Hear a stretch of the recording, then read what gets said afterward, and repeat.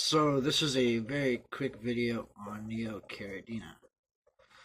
The cool thing about these little guys is if you set up a tank with a little bit of forethought, these tanks are practically little to no maintenance other than maintaining your water levels, because you don't want your shrimp to have a big switch. But you put some forethought into it. You put your decorations. You set your tank up about 2 weeks ideally for me. Both tanks are set up longer than that, but at least 2 weeks before you get your shrimp. So if you're ordering online from me, it takes usually about 2 weeks anyways to get my shrimp if I order them online, because of where I live. So set the tank up, let it run for a week or so. Have a good amount of plants. Plants are your friends. The more plants you have, the more surface area you have. They provide oxygen. They take out nutrients. These guys love to graze on them. They provide food. But if you set up your tanks with a little bit of forethought, you don't have to do anything.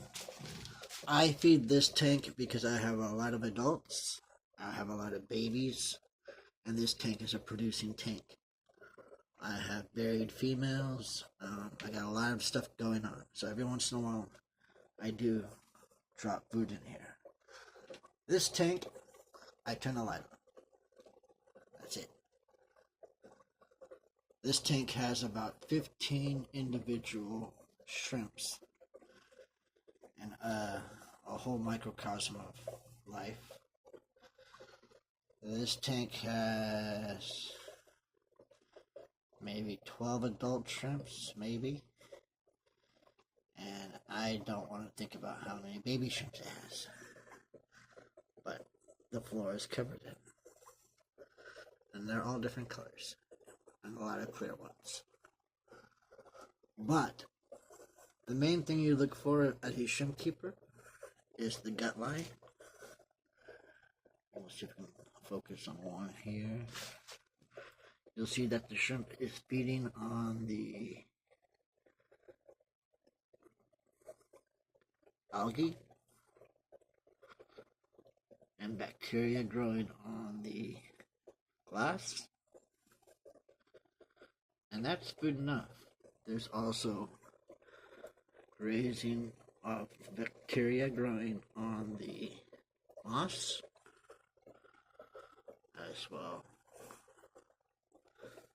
as the new plant, the leaves that have been shed and melting away.